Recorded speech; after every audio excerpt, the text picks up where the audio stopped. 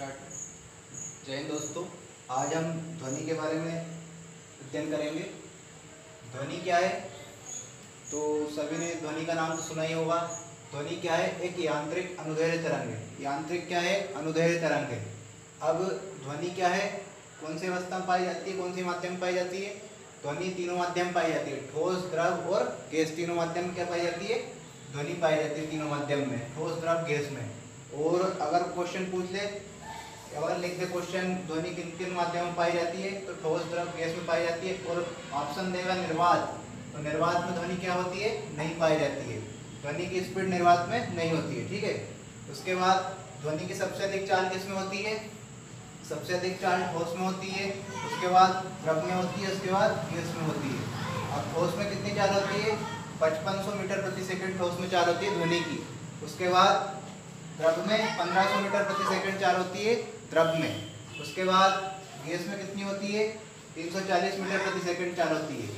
अब हम कितनी ध्वनि सुन सकते हैं? सुनने योग्य ध्वनि क्या है? सुनने योग्य ध्वनि की आवृत्ति क्या है? 20 हर्ट्ज से 20,000 हर्ट्ज सुनने योग्य ध्वनि है। हम कितनी ध्वनि सुन सकते हैं? 20 हर्ट्ज से 20,000 हर्ट्ज के बीच की ध्वनि सुन सकते हैं। इसके बाद की जो ध्वनि आती है, 20,000 हर्ट्ज के बाद की ध्वनि आती है, वो कुत्ते, बिल्ली, चमगादड़ ये लोग सुन सकते हैं आसानी से, ठीक है।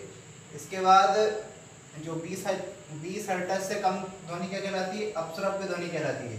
जो 20 हर्ट्ज से कम की ध्वनि क्या कहलाती है? अपश्रव्य ध्वनि कहलाती है। और 20,000 हर्ट्ज से ज़्यादा की ध्वनि क्या कहलाती है? पराश्रव्य ध्वनि कहलाती है।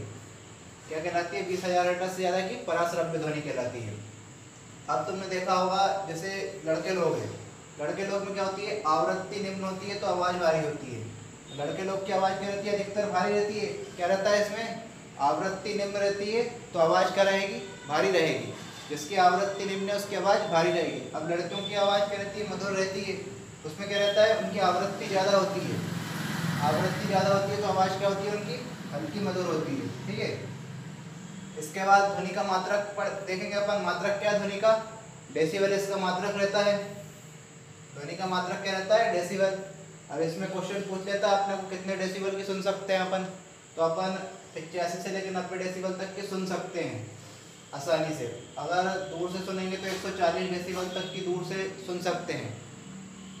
इसके बाद अपन देखते हैं यहाँ पर ध्वनि के ऊपर से एक मिसाइल बनी है, जैसे सुपरसोनिक मिसाइल कहते हैं अपन, पराध्वनिक मिसाइल हिंदी में कहते हैं उसको, है ना। तो कौन सी मिसाइल बनी है? ब्रह्मोस। ब्रह्मोस मिसाइल बनी है। किसने बनाई ब्रह्मोस मिसाइल? इंडिया और रसिया ने मिलकर बनाई। इसकी चाल क्या है? 2.8 मेग, मतलब ध्वनि की चाल से भी इसकी चाल ज़्यादा है, ठीक है। 1 मेग बराबर क्या होता है? 340.29 मीटर प्रति सेकंड 1 मेग बराबर होता है। ब्रह्मोस मिसाइल किसने बनाई है? इंडिया और रसिया ने।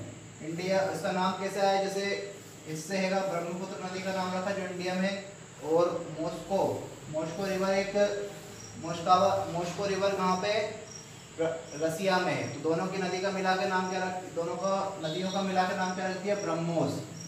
अब ध्वनि की चाल से अधिक चाल होगी तो क्या कहलाएगा? सुपरसोनिक कहलाएगा।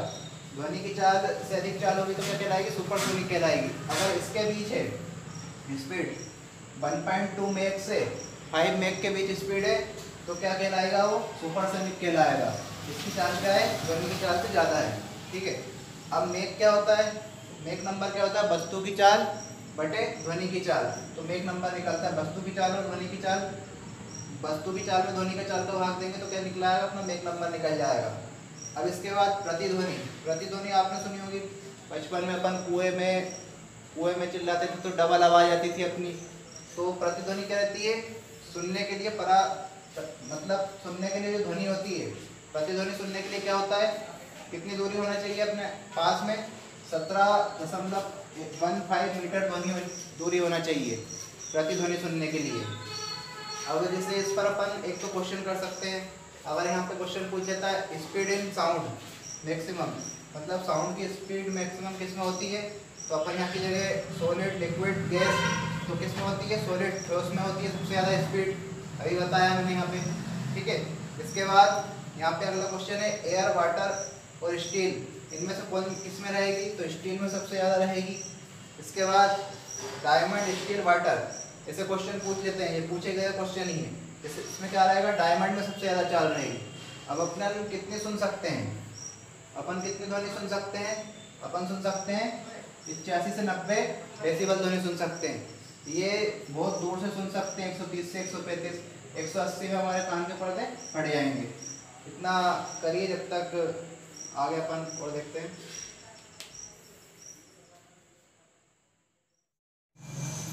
हाँ, तो आगे हम देखेंगे सोनार। सोनार क्या होता है, ये क्या होता है, समुद्र की गहराई मापने क्या होता है, यूज होता है। अब समुद्र की गहराई किससे मापते हैं अपन, एक इसका मात्रक होता है फेदोमीटर। समुद्र की गहराई क्या किससे मापते हैं अपन, फेदोमीटर इसका मात्रक होता है, उससे समुद्र की अपन गहराई मापते हैं, क्या, फेदोमीटर। ये क्वेश्चन पूछा जाता है कि समुद्र की गहराई किससे मापी जाती है, तो फेदोमीटर से। अब सोनार का यूज क्या है, सोनार क्या है, पराश्रव्य ध्वनि है, पराश्रव्य ध्वनि है। तो इसमें क्या होता है, पराश्रव्य ध्वनि का प्रयोग होता है सोनार में। अभी क्या था, जो जहाज डूब जाते हैं उसका पता लगाने के लिए क्या करते हैं, अपन सोनार का उपयोग करते हैं। अब दुश्मन की पनडुब्बी का पता लगाने के लिए क्या करते हैं, सोनार का उपयोग किया जाता है। इसके बाद सोनार का कभी कभी फुल फॉर्म पूछते थे क्या होता है, तो साउंड नेविगेशन एंड रैंकिंग। ये सोनार का क्या है, फुल फॉर्म है, साउंड नेविगेशन एंड रैंकिंग। ये सोनार का क्या है, फुल फॉर्म है। अब क्या होता है, प्रत्यास्थता। प्रत्यास्थता क्या होती है, स्टील। स्टील क्या होता है, रबड़ की अपेक्षा अधिक प्रत्यास्थ होता है। जो स्टील होता है वो रबड़ की अपेक्षा क्या होता है, अधिक प्रत्यास्थ होता है। अब ध्वनि का डापलर प्रभाव। डापलर ने क्या, ध्वनि का एक प्रभाव दिया डापलर ने। इसमें क्या बोला डापलर ने, पास आने पर ध्वनि क्या होती है, ध्वनि की क्या होती है, उच्च आवृत्ति होती है, और दूर जाने पर ध्वनि की आवृत्ति क्या होती है, निम्न हो जाती है। पास आएगी तो ध्वनि की आवृत्ति क्या हो जाएगी, उच्च हो जाएगी, और दूर जाने पर क्या हो जाएगी, निम्न आवृत्ति हो जाएगी। अब ध्वनि पर किस किस चीज का कैसा प्रभाव पड़ता है ये देखेंगे हम। ध्वनि पर, ध्वनि की चाल पर टेम्परेचर का प्रभाव, तापमान का प्रभाव। तापमान बढ़ेगा तो ध्वनि की चाल भी बढ़ेगी, तापमान के साथ क्या होगा, ध्वनि की चाल बढ़ेगी। इसके बाद आवृत्ति का, आवृत्ति बढ़े या घटे इस पर ध्वनि की चाल पर कोई प्रभाव नहीं पड़ेगा। इसी प्रकार से दाब का भी ध्वनि की चाल पर कोई प्रभाव नहीं पड़ेगा, बढ़े या घटे कुछ भी हो। इसके बाद आर्द्रता बढ़ने पर, आर्द्रता बढ़ने पर क्या आएगा, ध्वनि की चाल बढ़ेगी। आर्द्रता बढ़ने पर क्या हुआ, ध्वनि की चाल बढ़ेगी। आर्द्र वायु क्या होती है, आर्द्र वायु क्या होती है, शुष्क वायु की अपेक्षा कम घनत्व वाली होती है। जो आर्द्र वायु होती है वो सूक्ष्म वायु की अपेक्षा कम घनत्व वाली होती है। अब ध्वनि क्या है, रुद्धोष्म प्रक्रम है। रुद्धोष्म प्रक्रम क्या होता है, वह प्रक्रम जहाँ ऊष्मा का आदान प्रदान हो सके। रुद्धोष्म प्रक्रम क्या होता है, वह प्रक्रम जहाँ ऊष्मा का आदान प्रदान हो सके। अब प्रकाश, प्रकाश क्या है, अनुप्रस्थ तरंग है। अनुप्रस्थ तरंग क्या होती है, अभी बताया था, सॉलिड और लिक्विड में गति कर सकती है, ठीक है, सॉलिड और लिक्विड में गति कर सकती है। और अनुप्रस्थ तरंग क्या होती है, सॉलिड लिक्विड में गति कर सकती है। और अनुदैर्घ्य तरंग सॉलिड लिक्विड गैस तीनों में गति कर सकती है। अब जो प्रकाश, जो 3D मूवी वाले चश्मे होते हैं उसमें किसका यूज होता है, पोलराइड का यूज होता है। पोलराइड का यूज होता है जिससे आंखों को नुकसान नहीं पहुंच सके। अब अनुप्रस्थ तरंग क्या है, अनुप्रस्थ तरंग का क्या होता है, ध्रुवीकरण किया जा सकता है। अनुप्रस्थ तरंग जो होती है उसका ध्रुवीकरण किया जा सकता है, और अनुदैर्घ्य तरंग का ध्रुवीकरण नहीं किया जा सकता। इसके बाद अपन अनुप्रस्थ तरंग क्या क्या होता है, माध्यम में, अनुप्रस्थ तरंग क्या होता है, जो माध्यम होता है उसमें अणु ऊपर नीचे की ओर गति करते हैं। अनुप्रस्थ तरंग में जो माध्यम होता है उसमें अणु क्या होता है, ऊपर नीचे की ओर गति करते हैं। और अणु एक स्थान से दूसरे स्थान तक नहीं जाते, ऊर्जा एक स्थान से दूसरे स्थान तक जाती है इसमें। इसके बाद जो अनुदैर्घ्य तरंग होती है इसमें अणु आगे पीछे की ओर गति करते हैं। उसमें क्या कर रहे थे, अनुप्रस्थ में ऊपर नीचे गति कर रहे थे, और इसमें क्या कर रहा है, आगे पीछे की ओर गति कर रहा है, ठीक है। यह हमारा चैप्टर समाप्त होता है। इसके बाद हम कल मिलेंगे अगले लेक्चर में। जय हिंद।